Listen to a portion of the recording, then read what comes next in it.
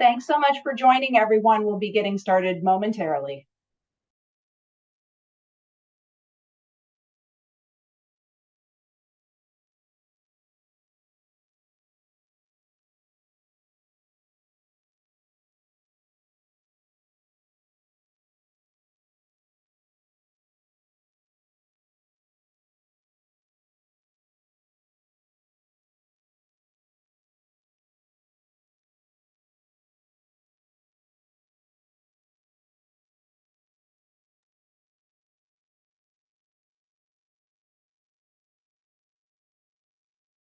Hello, everyone, from wherever you're joining us today. A good evening or good afternoon to you. Thanks so much for joining us for Ask Me, our educational webinar series. I'm Audra Hindes, Vice President of Care Services with ALS Golden West.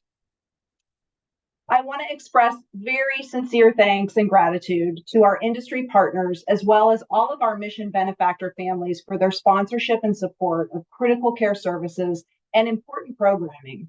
ALS Golden West is able to host an impressive number of these webinars, as well as build upon our programming for the future because of the generosity of donors like these.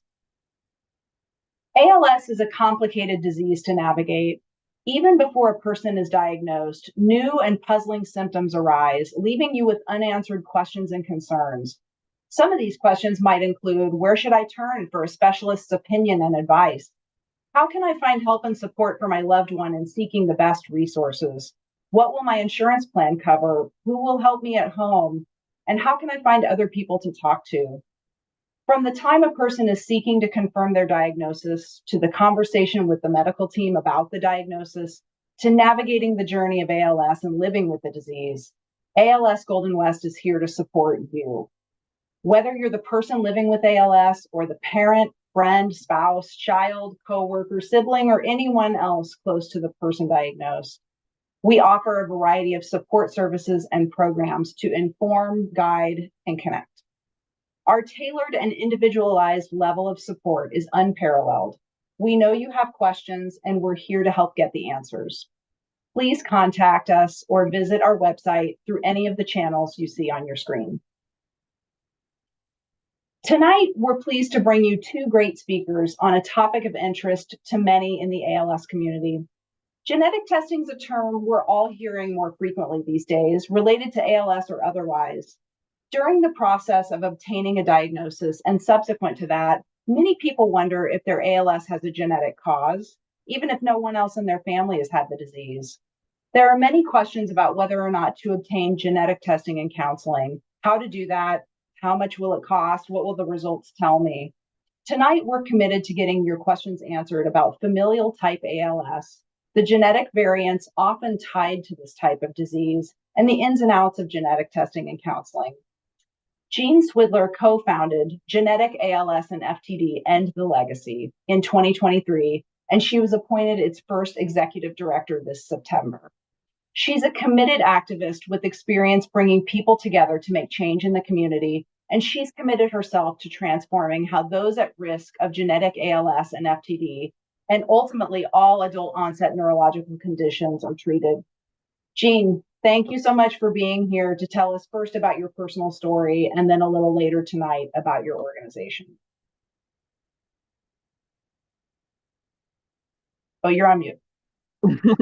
Thank you so much, Audra. And I just needed to say thank you so much to the whole ALS Golden West community, who ever since I first went to a support group when my mom was sick with ALS in New York, but I was living in California, through to my starting to probe about ways that the genetic community could be better served, and ultimately the founding of End the Legacy. ALS Golden West has been a true partner, and I'm so thankful to them and to everyone involved in the organization. I will get my screen up here.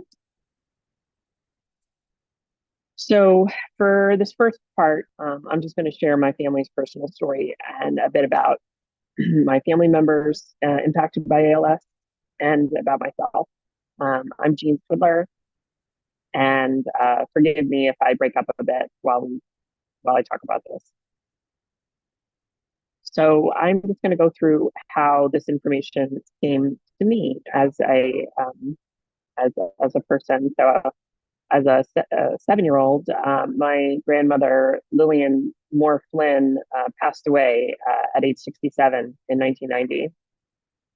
You can see her here a few months before her death with my brother and my grandfather, who was her sole caretaker, and went so far as to install an elevator in their not wheelchair accessible home in 1990, which was quite a marvel to the young children in the family, including myself.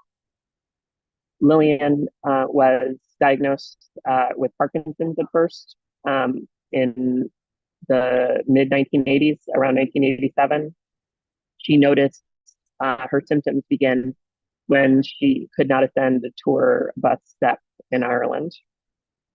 The diagnosis was changed to ALS, and she was seen at Columbia University, and her brain was donated to Columbia, is my understanding. So I do not have the paperwork. So that was 1990. After that, there was Lillian's 7 adult children who were living in the wake of that. And one of those was the oldest child, my mother, Kathleen Flynn Cronin. You can see in photos here on the left, her at her 40th wedding anniversary party with my dad and my siblings. And on the right, you can see her with me at my wedding by Lake Chalet in a beautiful, sunny Oakland, California, for those who are Bay Area natives or Bay Area people who live in the Bay Area. So my mom was very worried and anxious about developing ALS. She would talk about it all the time. You can see in the photo of my wedding, and it even came up in an intimate dinner before the wedding where my husband's and I parents and us had a nice dinner together. And in that dinner, my mom talked about it quite a bit, which seems like an odd thing at the time. She would talk to her doctor about it a lot, her PCP, who she had for many years. And she never really had anything to address this risk. There was no reflection of it being a risk. Her PCP did not take it seriously. And the first time she saw a neurologist was after quite advanced symptoms appeared. So you can see in the photo on the left, that is December 2016, so about 6 months after my wedding. She had started having lots of trouble walking. In the bottom right of corner of the photo, you can see an Amazon box that was there that was filled with sneakers, because she was buying tons of sneakers to see if any could fix her problem walking. For the neurologists or the people who are familiar with the physical signs of ALS, she also was searching for ones that would allow her space in the box of the shoe for her big toe to fit, because it kept on pointing up. Which in retrospect, we have learned is a classical sign of upper motor neuron dysfunction in ALS patients. So she fell at work soon after this photo was taken. And finally, her primary care physician referred her to a neurologist in Westchester County, New York, who did an EMG on her feet, heard from her about her family history, and heard my mom, in the telling of my dad, pound on the table and say, "This is ALS. I saw my mom suffer and develop this, and I know what this is. It's ALS." And the doctor diagnosed her with peripheral neuropathy unexplained and did not order genetic testing, and sent her on her way with physical therapy. The photo on the right is myself, my dad, and my mom. A few days after she was released from the hospital in July 2017, after she broke her hip falling in her home. You can see the walker in the corner of the photo. At this point, you can also see, if you look closely on her right hand, there's lots of signs of atrophy. So she was having trouble writing at this point.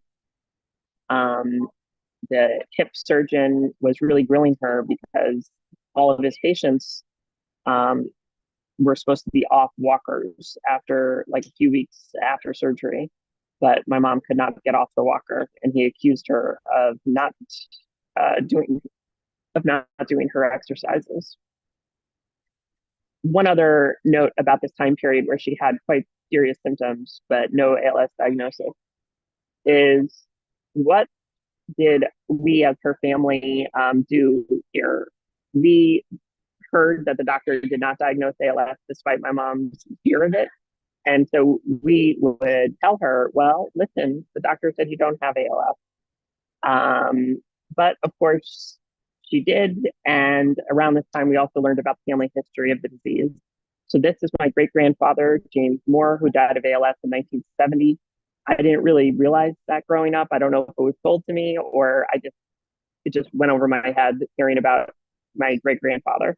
But so that my mom knew that her mother and her grandfather died of ALS. Unbeknownst to me, also, my grandmother had two brothers who probably had FTD, who went crazy later in life and had run-ins with the law for public nudity in their 60s. So in my grandmother's generation, it was quite likely 3 out of 5, and my great-grandfather, and we don't really know beyond that. So finally, in October 2017, 10 months after she first saw a neurologist, she was finally given an ALS diagnosis. I just want to share the moment she called me with the news that she got this ALS diagnosis. I was in California. I knew she had a follow-up with a neurologist, and she called me on the phone. And she said in the saddest voice that I ever heard, all I can think about is my mom in a Hoyer lift over the commode at my father's house at the breakfast table, wiping drool from her mouth while he said, "Oh, look, she smiled." I don't want that to happen to me, is what she said. Of course, as anyone who's cared for a parent through this journey, as I had the privilege to do so,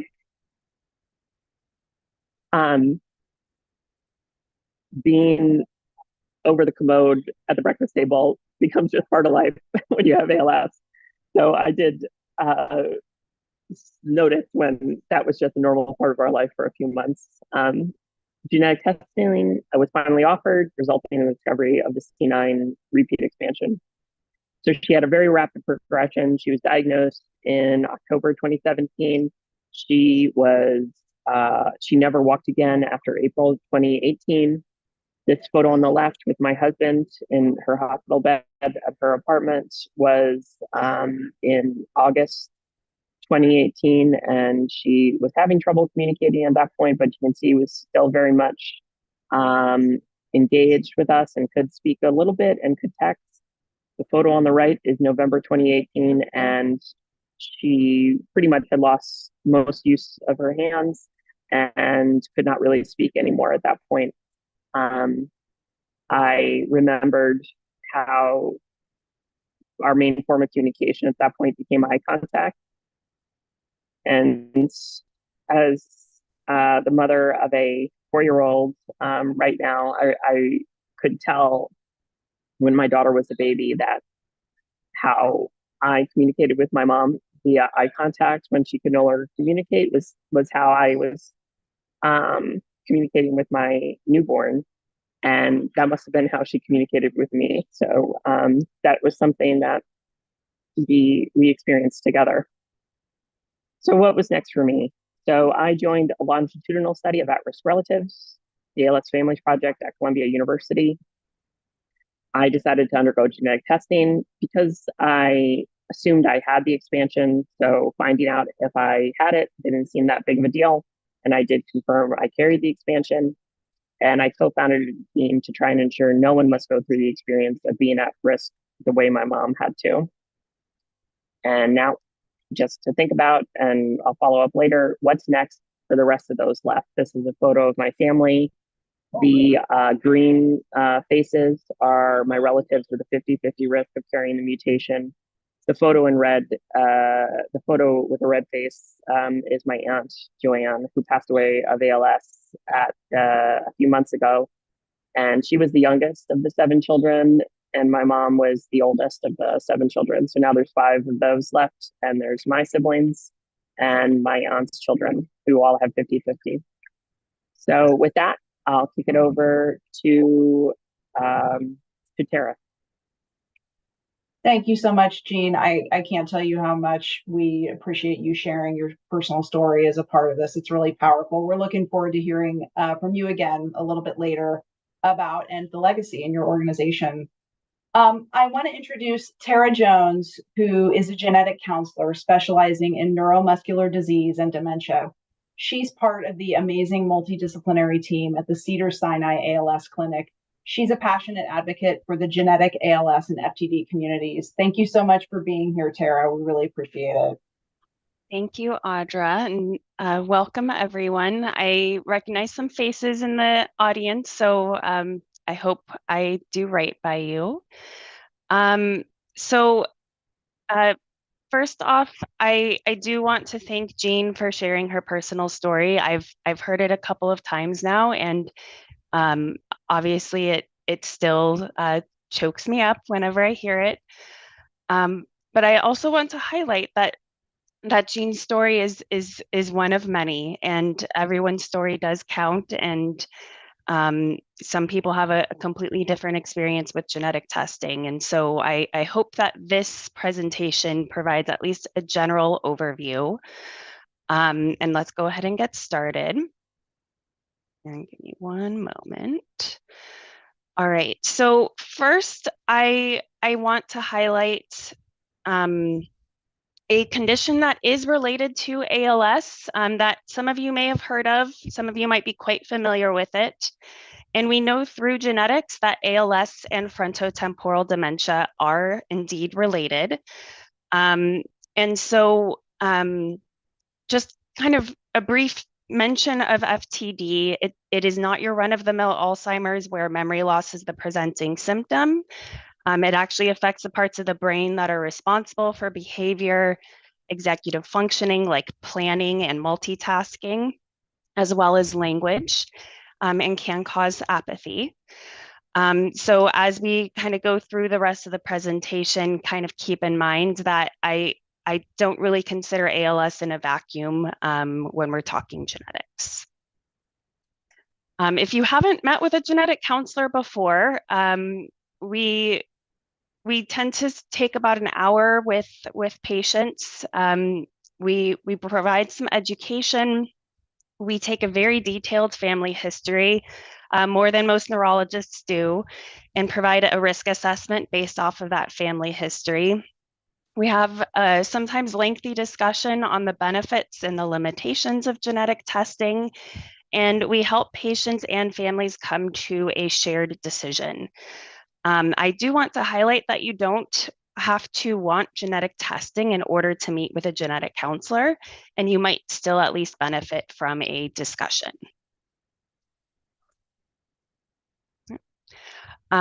So if you have ALS, should you get genetic testing? There's a few things to consider. As of right now, unless you test positive in SOD1, genetic testing is not expected to radically change your medical management, but it may offer some opportunity for gene-specific clinical trials. Importantly, it is all in the family. We don't do testing in a vacuum. Because we're talking genetics here, this could mean something for both your parents' generation, your own generation, as well as children or future children's generations. And And finally, the insurance coverage is kind of a moot point right now because currently there is free testing for people with clinical suspicion of ALS, both through Invitae and Prevention Genetics. So what are the chances to test positive? We kind of put ALS into two categories, familial or sporadic. So familial is at least two relatives from the same bloodline who have both ALS and or FTD or a related condition. And so if you do fit into that familial category, there's about a 2/3 chance for you to test positive. On the other hand, if you are sporadic and we have no family history, there remains about a 10% chance to test positive.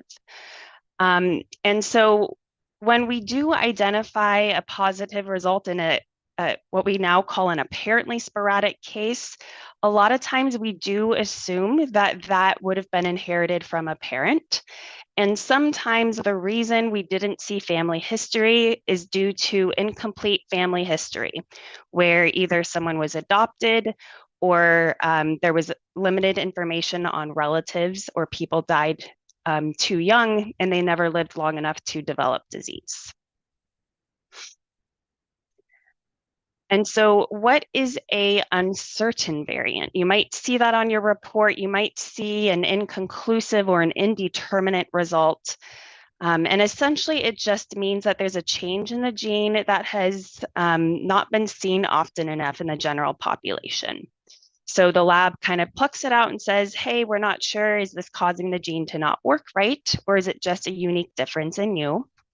And with that, it does take someone knowledgeable in genetics to kind of distill that information and help you to understand whether we're suspicious about this uncertain variant or whether it's more likely to be benign. And finally, this alternative to testing. So DNA banking is essentially banking your DNA for your family to have to test in the future. This is recommended for those familial cases that tested negative, that 1/3 of familial cases. Cases with truncated family knowledge, if dad was an only child and we don't know about grandparents, etc. For a person with ALS who does not want to know their own genetics, if we want this still to be an option for children in the future, you can choose to bank. And banking will also be important for both parents of someone at a familial risk who's considering IVF with pre-implantation genetic testing. And I do have a slide covering that, so apologies that I'm throwing out acronyms. And Prevention Genetics does have a very feasible DNA banking program. And so I do want to take some time on this slide, considerations for asymptomatic testing. Now, I have taken a lot of care in how this slide has been laid out. I've gotten feedback from the community, from End the Legacy. And I do want to mention that the reasons to test, the reasons to not test, the reasons to postpone testing will be different for everyone. And this is not an all-inclusive list. And so kind of thinking about this in a continuum in 3 different kind of categories, so to speak. Testing might affect one's career plans or their travel plans. An example of that might be perhaps rather than doing all of your trips at retirement that you were planning on, maybe you decide that you intersperse them now. For a career, you might decide to do something more intellectually stimulating, something more physically active that will force you to exercise more. Those are some examples of how testing might affect those plans. Financial planning, of course, kind of planning for the future, planning for future care. can affect your sense of control. So you have control over whether or not you want to test. And again, I do highlight that this is when a familial variant is known. So if an affected relative has not undergone testing, we don't get a clear black or white answer for someone who's at risk always. But it can kind of lead to earlier medical surveillance, leading to an earlier diagnosis. You might have potential preventive options available to you. Right now, there's nothing that is clinically validated to prevent disease, but we're learning things every day, and you might have something available to you based off of positive genetic results. Might also increase your self-advocacy for things like that. Testing can affect your anxiety levels, both in a positive way and in a negative way. But also not testing might also cause a lot of anxiety. And sometimes if people are lying awake at night wondering whether or not they carry the genetic marker, that it might sometimes be better to test to finally find out for sure. And I do highlight there will still be some uncertainty with a positive result.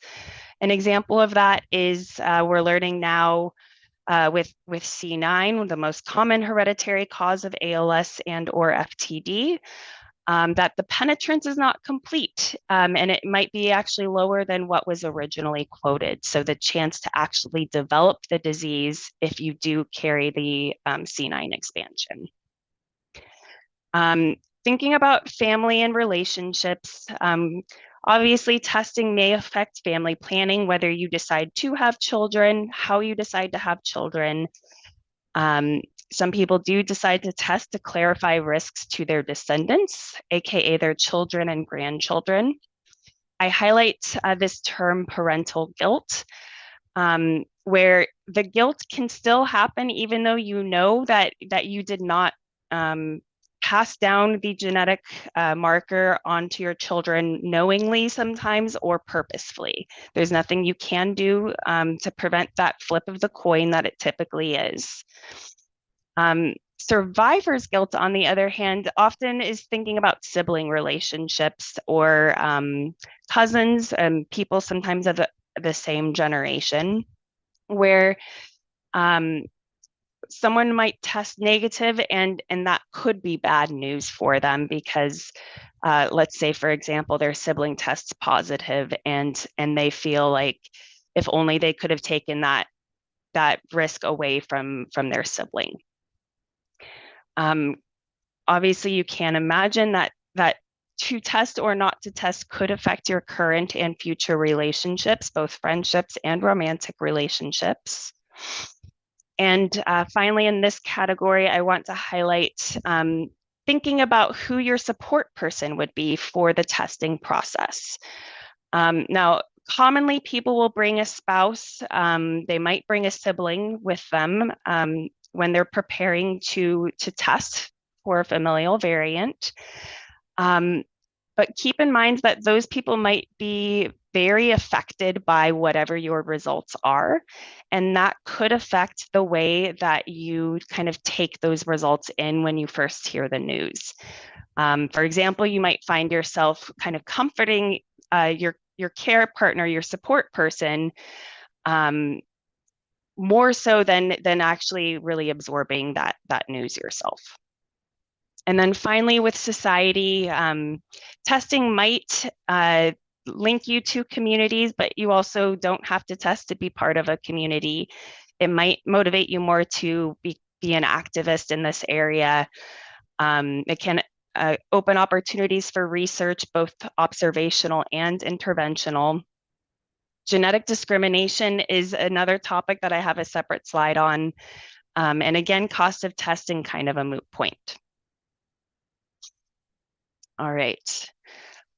So family planning options for someone who wants to prevent the genetic risk from passing down. I will highlight that Some people decide it doesn't really matter to them. Again, we have to think about these are typically adult onset diseases, and research is moving at a very fast pace. So what the outlook looks in our generation might be a much better outlook in future generations as treatments become available. But there is adoption as an option. There is egg, sperm, or mitochondrial donation in some cases. And then these latter two are available if the familial variant is known. So in vitro fertilization with pre-implantation genetic testing, where you test embryos before you implant them. And then natural conception and testing prenatally is an option. I will say that it is possible to get IVF with PGT without knowing of your own genetic status. So don't have time to go into that, but you don't necessarily need to be tested to have that as an option. I also want to touch on genetic discrimination. Again, this applies for people who do not yet show signs of disease. Genetic discrimination is essentially using genetic information to limit a person's equitable access to something, but usually we do talk about in terms of insurances. So the Genetic Information Non-Discrimination Act does protect health insurance and employment for people who have who work for companies that have at least 15 employees, but it does not protect life, long-term care, or disability insurance. For those insurances, there often are protections on a state level, and this genome statute and legislation database on the NIH site can give you some details about that, but I will warn you it is not user-friendly. GINA does not protect for certain military or governmental insurances. So you decide you want to get tested. There's kind of two different routes that you can take. You can choose clinical testing or research testing. So clinical testing will offer you a report with your name and date of birth, and you tend to get results fast, often in as little as 2 weeks. And it might be required if you're going to utilize IVF with pre-implantation genetic testing, and if you're going to be billing insurance for that. And it might also be required for access to treatments or potential treatments and trials. This website, findageneticcounselor.com, is a great way to find a genetic counselor that you can meet with to talk about this in more detail. You can specify that you want ones that specialize in neurogenetic conditions. And you can ask them if an alias or a shadow account is possible to create a little bit more anonymity with your test results, thinking about genetic discrimination. But I will add that those accounts are still often in the electronic medical record, and it might be possible to still trace it back to you with your name and date of birth. Some people do opt for research testing. It offers a little bit more anonymity because your DNA sample has a study ID number on it. Results can take a very long time, and there is a greater chance that your results could be inaccurate. Now, there is a possibility even with clinical testing that your test results don't actually represent your own DNA. Both clinical labs and research labs take extra precautions to avoid this from happening, but there is a theoretical risk for that, which you can think about is elevated when you're not actually using your name and date of birth for the labeling. You often will need a strong family history or a documented familial variant in order to be eligible for the testing via research. And I do highlight some of the research studies available that offer genetic testing, both for ALS and as well as all FTD. And I am just at time, luckily. I do want to end on this amazing quote that I heard about through the Les Turner Foundation. You never know how strong you are until being strong is the only choice you have. And I feel like this rings true, not only in our ALS community, but with a lot of neurodegenerative disease.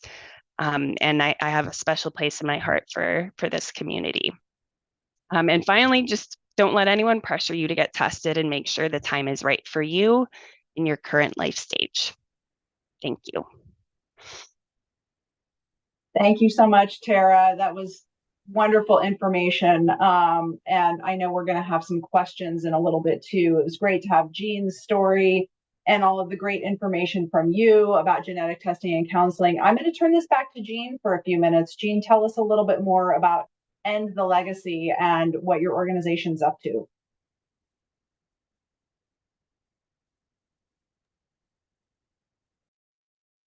Thank you so much, Audra. Thank you, Tara, for the wonderful presentation and for all the great work you and your colleagues in the genetic counseling field do for our community. So I'll start back here with this slide of my family and the risk it represents. So again, we can see 11 people with 50 risks. The yellow faces are the children of my aunts and uncles, so their risk is uncertain. And then the pink are the children of my cousins, who are the grandchildren of my grandmother. So their risk is uncertain. But you can see throughout this, there's a fair chance that a good chunk of these people carry the gene, and you can see me with my face circled. I do know I have it. And I think we can assume my grandmother has it as well. And my aunt had it as well, as she died of ALS. So just to think, what was the landscape prior to us founding genetic ALS and FTD and the legacy? For the at-risk community, there was no dedicated support groups and limited ways to connect. That was certainly my mom's circumstance. Sure, she had her family who she could talk to about it, but often the folks who want to engage on these subjects might be one person in a family, as many of us will share. And so if most of your family members don't want to talk about it, which was certainly the case for my mom, who can you talk to? No representation of the genetic community when issues impacting us were being discussed. The at-risk community was considered a third rail situation by many. Now, this is a New York term with the subway. On the subway tracks, there's the 2 tracks for the train, and there's an electrified third rail that you're not supposed to touch. So I'm just sharing that. That was often how our community was considered, as just not something you should mess with. And finally, and probably most profoundly, especially for stories like my mom's or my aunt's, our health in relation to our risk was not considered at all. So even though you're at risk for genetic ALS, your status as someone who needs to consume healthcare in any way related to that was not thought to begin until you had definitive ALS, which often definitive ALS is considered signs of paralysis in multiple body parts. So you can see how that is very horrifying for people who are at risk. Also, there had been people in other adult onset inherited neurological disease groups that had already walked down this road and started great organizations that included the Huntington's Disease Youth Organization. Daniel Barvin, one of our co-founders, actually jump-started our group by sharing a link to HDYO's amazing website and saying, hey, who wants to get something started like that? Cancer is often inherited, and there is a wonderful organization for people impacted that way called Facing Hereditary Cancer Empowered.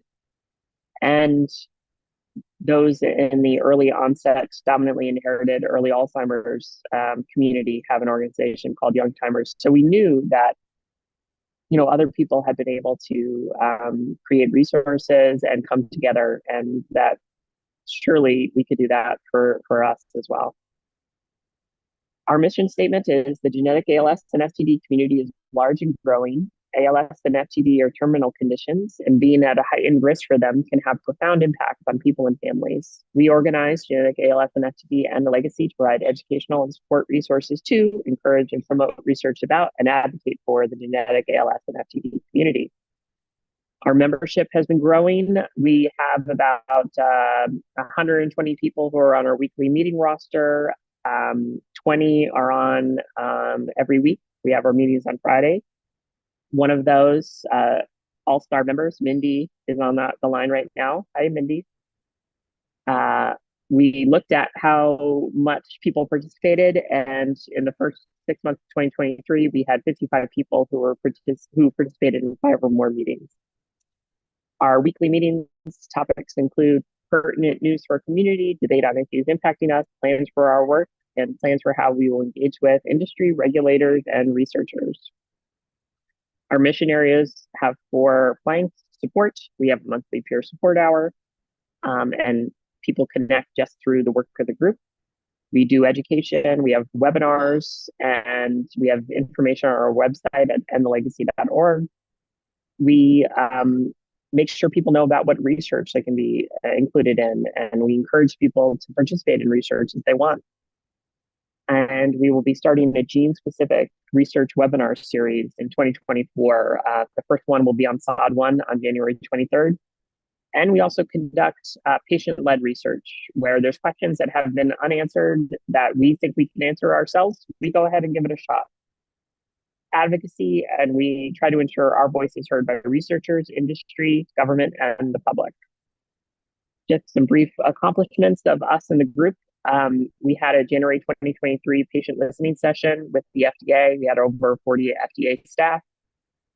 We've inserted ourselves and been embraced by government regulators and government researchers. We were on the committee for the NIH ALS Strategic Plan for ALS, and Mindy, who's on the line, was appointed as a committee member for the National Academy of Sciences, making it ALS Livable Committee.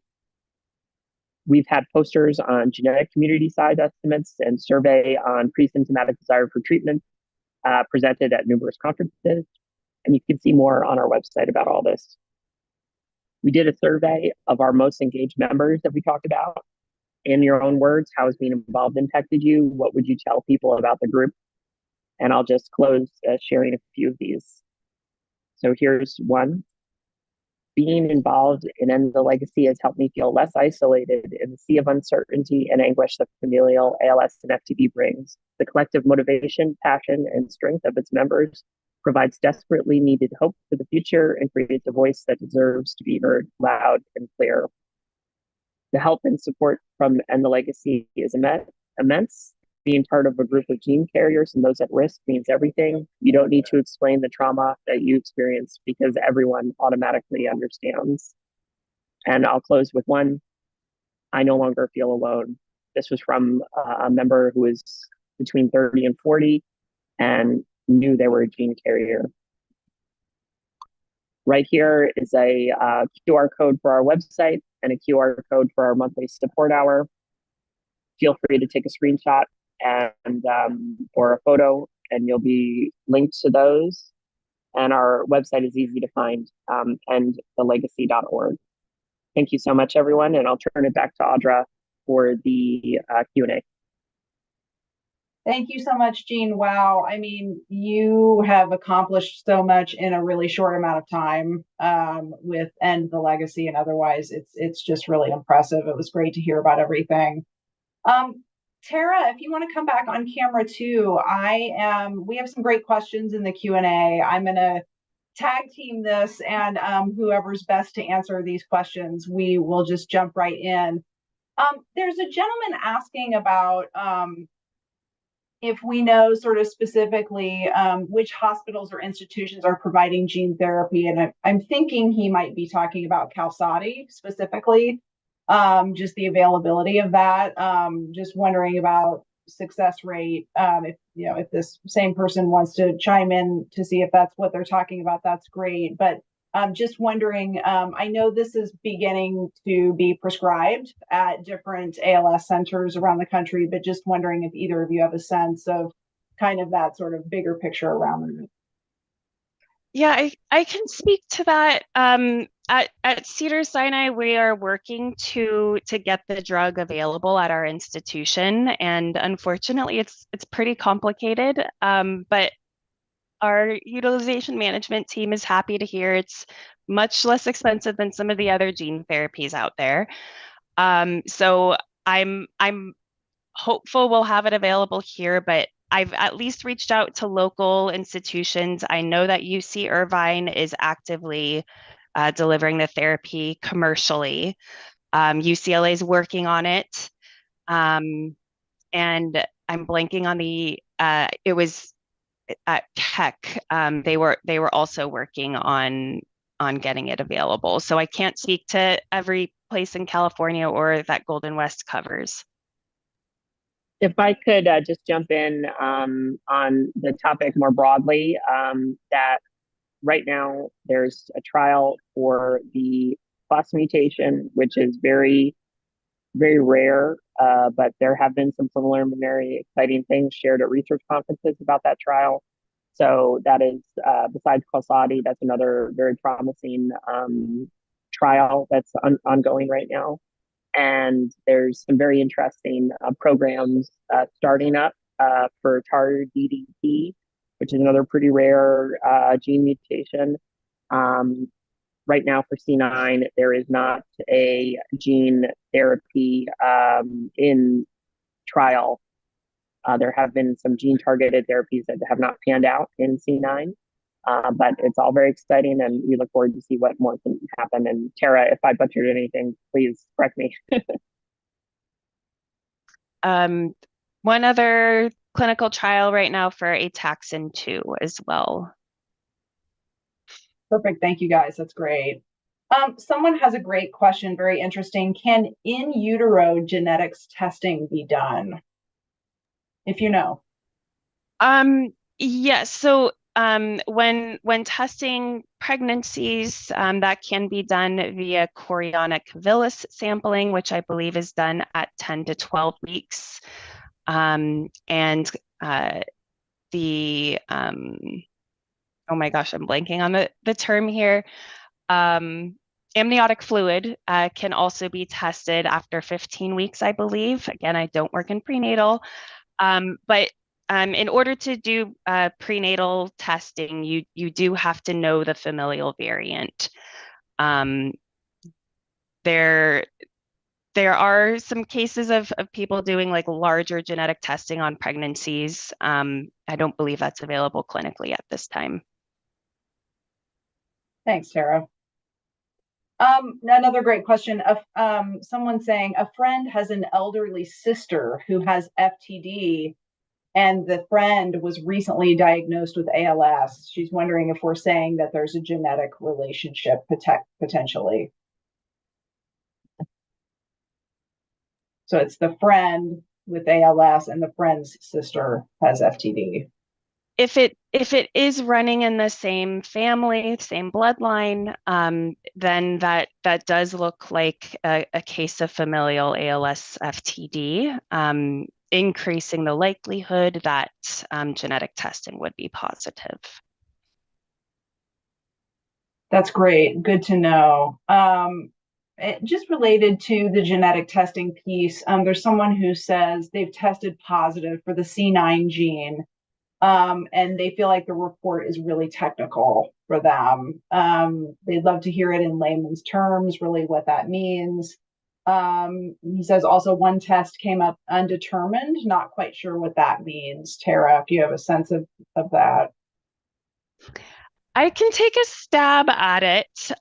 So C9 is a repeat expansion disorder. So if you think about copying and pasting the same word over and over again until it runs over the page, once it runs over the page, it's enough to put someone at risk of disease.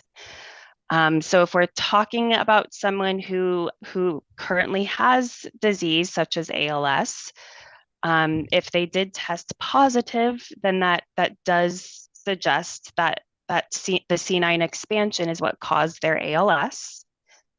A lot of times the report will have words like heterozygous, meaning that one copy of the C9 gene is inherited from mother, one copy from father. And so heterozygous basically means that only one of those copies is expanded or broken. Whereas there's still a working copy, and that's kind of where that 50-50 chance of passing down to future generations lies. I hope that answers part of that question. The indeterminate piece, a lot of times when someone has a positive genetic result, and then we get these indeterminate results, these uncertain results, we do tend to kind of brush them under the rug and say that's probably nothing because we found the cause. But those uncertain results can later be reclassified as likely pathogenic, aka likely disease causing, or likely benign, aka they wouldn't have shown up on the report at all. So with time, the lab might be able to reclassify it from that question mark result. That's terrific. And if that person has a follow-up question, feel free to enter that too. We'll try to answer it. Can someone get genetic testing if they don't have a family member who was diagnosed, but family members start wondering about what someone else in the family passed away from, right? So wondering if you don't have ALS or FTD in the family that you know of, but maybe someone passed away for an unknown reason with similar symptoms, could you get genetic testing? That is a really great question. It's tricky because if we don't know what the disease was, what are we supposed to be?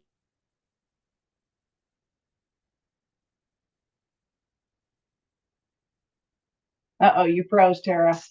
Oh no. No, there you are. Got it. Better? Okay.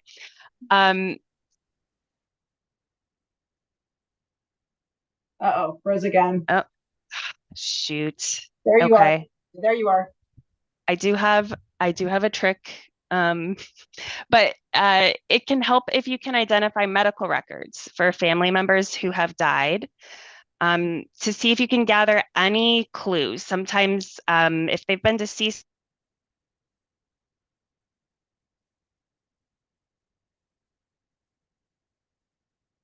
Uh-oh, froze again. I think just to jump in, Yeah. I think where Tara was going is that there's different genes associated with different diseases.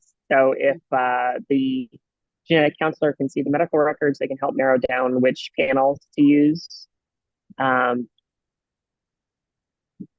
does that sound right?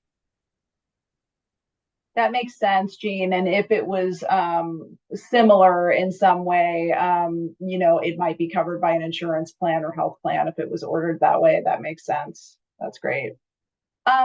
If anyone else, I do have one last question, but if anyone else has any other questions, please feel free to type them into the Q&A function at the bottom of your screen. Oh, great. We got one more. Someone's saying they have PLS, similar to ALS, and familial ALS, also a family history of FTD. She talked to a researcher about AKVA. I don't know what that is, and she's asking if there's any information on that. Tara, do you know? I hate to say it, I also don't know what AKVA is. But so PLS is not a full-blown diagnosis of ALS. Sometimes it later develops into ALS. Are you guys able to hear me okay? Yeah. I think it might be AAV. Is it AAV that you heard? That's a form of gene therapy that people can use. It's a way to administer gene therapy, maybe. She said, but it's not yet. It's a company making a drug in stage 1. So there's no AAV mediated gene therapies for ALS in trial yet. Okay, great. That's helpful. Another gentleman says he was diagnosed with ALS at the age of 66. He's not aware of any family members who have or had ALS. Tara, he saw your slide that there's a genetic component in 10% of those with sporadic ALS. And knowing that there's now a treatment for those with familial ALS, might it make sense to do genetic testing? You guys are able to hear me okay? Yeah. Okay. So now there are clinical guidelines that do suggest that you offer genetic testing to anyone with clinical suspicion of ALS. That 10% is one of the reasons. And the fact that there's a treatment available for SOD1, which is the second most common hereditary cause of ALS, I'd say that's leaning a lot more people towards getting tested, but sometimes people still decide testing's not right for them. But that could be one of those pushes for testing. Gotcha.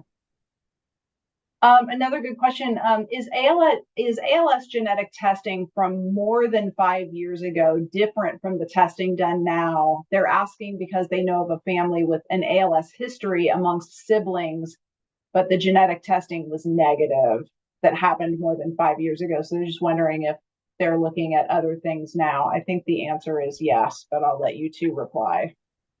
Definitely. Our knowledge of genetics is always expanding. The panel that I typically offer to patients is 33 genes, even though some of those genes aren't conclusively associated with ALS. So especially if there's multiple family members with ALS, I think it's worthwhile to meet with a genetics specialist every 5 to 10 years.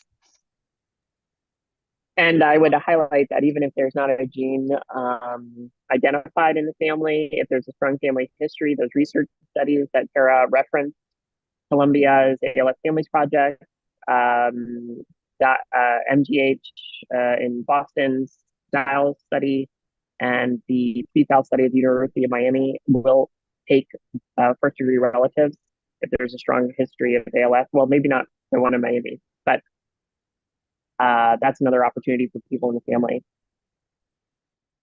Thanks to you both. We have one last question. A woman with ALS history in her family, she says, if my grandmother passed at 50, my mother passed at 63, and uncle passed at 64, would that be a trend of age when the disease would show signs in the next generation? She says she's now 63. She doesn't have any signs currently, but knowing that some of her other relatives were around her age, just wondering if that age is a trend. That is a really good question. It really does depend on the genetic cause in the family and sometimes the specific genetic variant that's caused the disease in the family. In a lot of cases, we still might not see family members always getting symptoms around the same age with a similar prognosis. And sometimes keep in mind, depending on the gene, we might also see FTD in the family, even if it never showed up before. So yeah, but it is tough though. If you've seen this trend, you're always thinking of that ticking time bomb. That's right. And just to wrap up, it actually ties into what you just said, Tara. Someone's asking, if I get a sporadic diagnosis, can I pass that to my children? Will they risk having a genetic uncertainty? Good question. So it kind of depends if someone's clearly sporadic, where we have a lot of family members, people lived into their 80s, no one showed signs or symptoms of disease. Then if that person gets genetic testing and they test negative and we don't find anything, I always say that family members should be reassured, but we can never 100% rule out a possibility of a genetic cause. There could be things that are discovered, 20 years from now that we learn could be risks. That's great. And I just want to let everyone know there are a couple of resources in the chat. We've had some questions about how to get testing and where to find those resources. If you look in the chat feature at the bottom of your screen, you should see the link in there, and I can have someone repost that too as well if you didn't see it before. So Jean and Tara, I can't thank you enough. This has been so informative. It's been a topic we've been wanting to talk about for a while and Ask Me. So I really appreciate your time, appreciate you guys being here. And I want to say thanks so much to everyone for joining us tonight. You are all such an important part of our community. We want you to stay connected with us. Please join us for a very fun event we have coming up, ALS Golden West Champions for Cures and Care Gala celebration on Friday evening, January 19th at the Hilton Los Angeles Airport. If you attend, you will enjoy a festive evening featuring cocktails and wine tasting, an auction, a gourmet dinner, entertainment, and Golden West's highest honors, the Essie Awards. For those who can't attend in person, you can participate through our live stream. So learn more and purchase tickets at alschampions.org. And also, please stay tuned for more details on our next installment of Ask Me that's going to be taking place in January that will focus on ALS research and care in 2024. As you know, philanthropy fuels everything we do, and we're so grateful to committed donors who give generously throughout the year. December 31st is the last day in 2023 to make a tax-deductible gift for this year. To learn more about how you can support the valuable programs we offer, please do visit our website at give.alsagoldenwest.org. Thank you so much for joining us, and we will see you next time.